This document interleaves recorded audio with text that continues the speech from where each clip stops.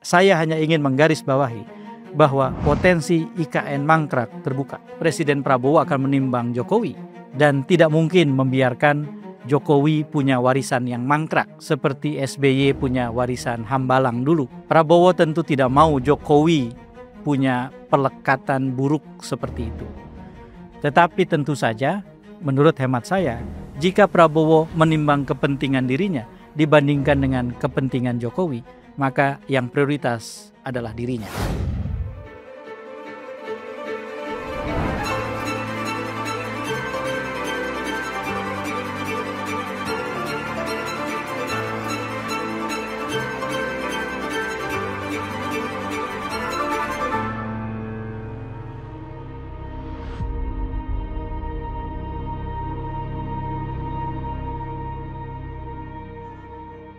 Assalamualaikum warahmatullahi wabarakatuh. Jumpa lagi dalam Keep Talking, Kang Ep bicara.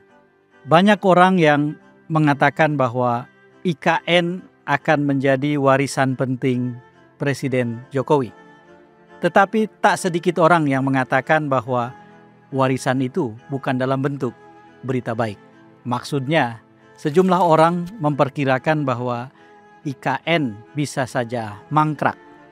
Dan dengan IKN yang mangkrak, maka warisan Jokowi itu jadi mirip seperti hambalang sebagai warisan dari Presiden Susilo Bambang Yudhoyono.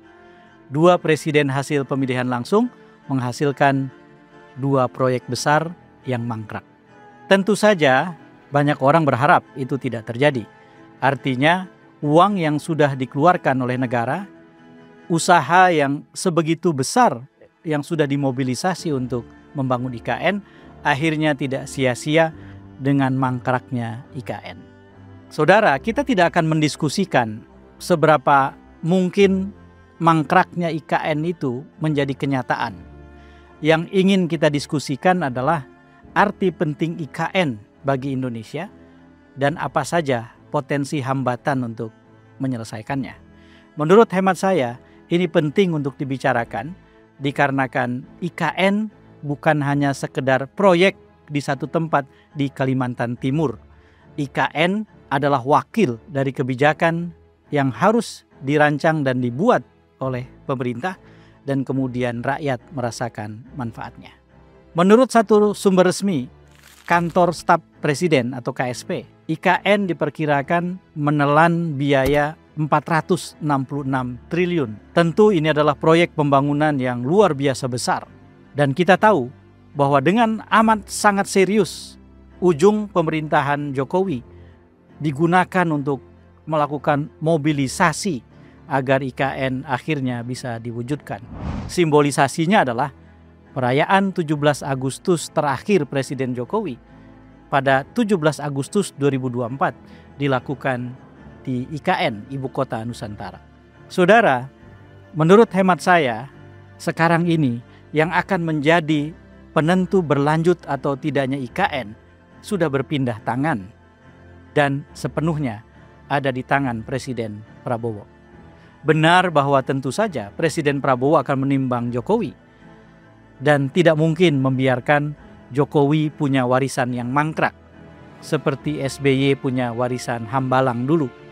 Kita tahu sampai dengan sekarang isu atau diskusi publik yang nyinyir tentang hambalang masih terus berlanjut dan dikaitkan dengan warisan SBY.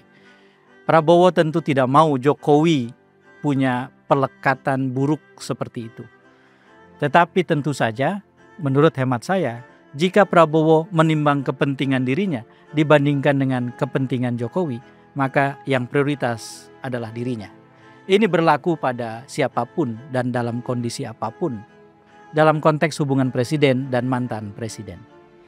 Saudara, mari kita bayangkan bahwa ketika Prabowo menjadi presiden 20 Oktober tahun 2024 yang lalu, tentu saja dia berharap bahwa ia akan sukses mengemban amanatnya sebagai presiden hingga akhir masa jabatan di tahun 2029. Dan bukan hanya itu saja, konstitusi mempersilahkan kepadanya untuk ikut serta dalam kontestasi berikutnya di tahun 2029. Dan tentu ia berharap jika ada kesempatan 5 tahun tambahan baginya, maka kesempatan itu bisa ia ambil, bisa dia manfaatkan. Sebab bekerja 5 tahun untuk mengurus Indonesia yang besar sesungguhnya tidak cukup. 10 tahun lebih layak. Nah, dalam konteks inilah kepentingan Prabowo bekerja. Kepentingan Prabowo adalah membuat sejumlah kebijakan yang punya dampak langsung kepada rakyat dan kemudian itu menjadi ciciran pemasaran kebijakan atau policy marketing untuknya. Ia punya kesempatan berkampanye dalam tanda kutip lewat kebijakan yang sukses selama 5 tahun. Dan kampanye itu akan dahsyat dampaknya dan tidak terlawan oleh siapapun. Itulah yang nanti akan menjadi salah satu keistimewaan petahana atau incumbent dibandingkan dengan pesaingnya. Orang yang terdekat untuk punya keistimewaan itu hanya ada satu orang, yaitu Wakil Presiden Gibran Rakabuming Raka, yang terkait kebetulan dengan mantan Presiden Jokowi karena ia adalah putranya. Maka disinilah logika politik bekerja. Untuk membuat pemerintahan Prabowo sukses, Prabowo memerlukan mobilisasi semua sumber daya termasuk anggaran. Saya tidak yakin bahwa IKN akan jadi prioritas, sebab IKN tidak terkait langsung dengan dampak elektoral terhadap kemungkinan Prabowo meraup sebanyak mungkin pemilih di 2029 kelak. Karena itu, IKN sangat mudah untuk tersingkirkan. Apalagi sampai dengan saat ini, sebetulnya kesulitan demi kesulitan dalam menuntaskan pembangunan IKN semakin jelas terangkat di atas meja diskusi. Kita semakin tahu. Investor misalnya. Ketika dulu pernah diklaim oleh Presiden Jokowi bahwa sudah banyak investor yang mendaftar ingin investasi di IKN, nyatanya sampai ujung masa pemerintahan Jokowi, investor itu belum ada. Investor asing yang katanya banyak, ternyata belum ada satupun yang masuk. Investor domestik dari dalam negeri, yaitu kekuatan-kekuatan ekonomi besar para konglomerat, akhirnya kemudian digalang untuk menggarap penyelesaian IKN. Tetapi itu sama sekali tidak cukup. Karena kita tahu bahwa bagaimanapun para investor dalam negeri itu menuntut kepastian bahwa proyek itu akan berlanjut dan tuntas sehingga investasi mereka betul-betul bisa mendatangkan keuntungan secara bisnis atau finansial. Dalam soal inilah menurut hemat saya IKN memang terancam. Tetapi terancamnya IKN ini tentu saja tidak hanya terkait dengan keinginan Prabowo untuk punya kebijakan yang sukses secara elektoral, tetapi juga terkait dengan kelayakan IKN sendiri sebagai kebijakan. Dalam konteks inilah menurut hemat saya kemungkinan mangkraknya IKN menggabungkan dua faktor sekaligus. Faktor yang pertama adalah faktor teknokratis. Dalam faktor teknokratis yang dihitung orang tentang kebijakan yang akan berlanjut atau tidak adalah apakah secara teknokratis kebijakan itu layak dan mungkin untuk didukung sumber dayanya. Jika ternyata tidak, maka kebijakan semacam itu menjadi kurang layak atau tidak layak untuk dituntaskan. Di sisi yang lain, dampak dari pembangunan IKN terhadap hajat hidup orang banyak dipertanyakan banyak pihak. Kita tahu bahwa dulu sempat dikatakan oleh pemerintahan Jokowi bahwa ketika memindahkan ibu kota, mereka ingin menyebarkan pusat pertumbuhan ekonomi dan Kalimantan dipilih dikarenakan itu salah satu titik yang tertinggal dan ada di tengah. Dan dengan adanya pusat pertumbuhan di tengah, maka diharapkan kemudian model pertumbuhan ekonomi Indonesia tidak lagi berpusat di Jawa, tetapi menyebar ke banyak tempat lain. Ada juga argumen lain, seperti misalnya daya dukung ekologis Jakarta sudah terlewati. Dan karena itu Jakarta tidak mungkin lagi dikembangkan sebagai kota dan tidak mungkin jadi ibu kota masa depan Indonesia. Ditambah dengan faktor-faktor yang lain. Maka menurut hemat saya, dari sisi elektoral, ada pertanyaan besar seberapa jauh secara elektoral selesainya pembangunan IKN akan berdampak. Artinya semua orang di Indonesia akan mensyukuri itu, lalu kemudian menganggap bahwa ada terasa dalam perbaikan hidup mereka pembangunan IKN itu. Inilah yang kemudian menurut hemat saya membuat masa depan IKN suram. Kecuali tentu saja tiba-tiba saja soal ketidaktersediaan anggaran bisa terselesaikan. Salah satu guru besar ekonomi di Universitas Indonesia, Profesor Renas Kasali, antara lain misalnya mengatakan bahwa Jika Prabowo berhasil mencapai tingkat pertumbuhan ekonomi di atas 8%, maka ia akan punya banyak uang.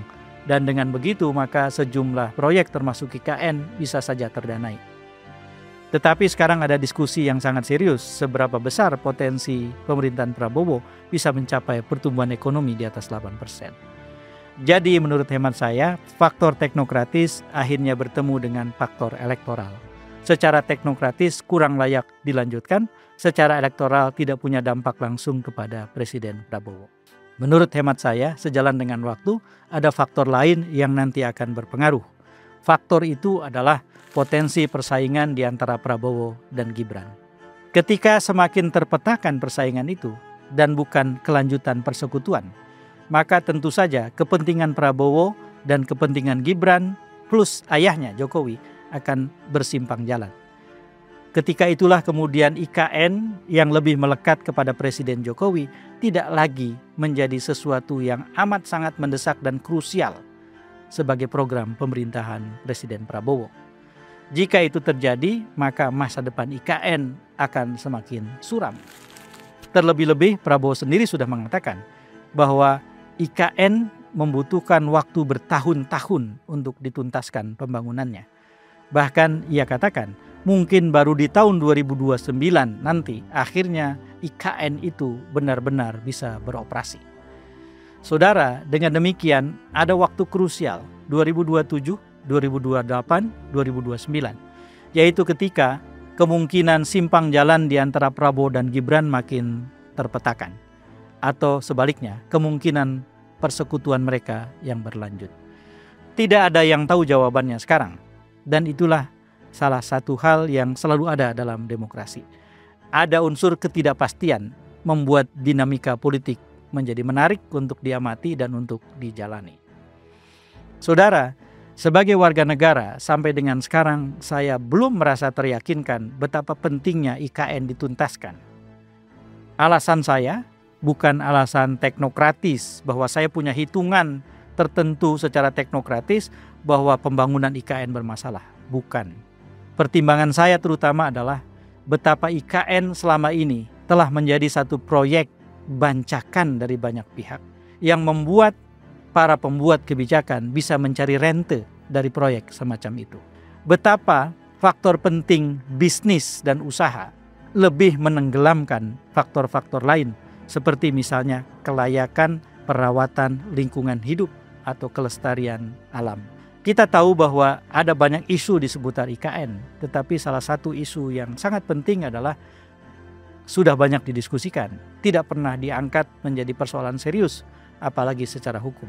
Betapa banyak sekali lubang besar dalam proyek IKN berkaitan dengan kemungkinan penyelewengan anggaran dan kekuasaan. Proyek yang semacam itu tentu saja tidak akan mendatangkan keyakinan pada warga negara untuk mendukungnya. Saudara, inilah yang bisa kita obrolkan menyangkut IKN. Saya hanya ingin menggarisbawahi bahwa potensi IKN mangkrak terbuka dan pertimbangan-pertimbangan politiknya sudah saya sampaikan. Tentu saja sebagai warga negara kita tidak hanya menonton apa yang terjadi dengan IKN. Yang sebetulnya sedang kita lakukan adalah menjadi pemonitor segala sesuatu sehingga kebijakan apapun yang dibuat oleh pemimpin siapapun itu berdampak baik bagi kita sebagai warga. Dan dengan cara itulah kita menjaga agar warga atau rakyat menjadi bahan pertimbangan utama dan orientasi dalam kerja pemimpin kita. Saya F. Saifullah Fatah, wallahul muwafiq ila aqwamit thoriq. Assalamualaikum warahmatullahi wabarakatuh.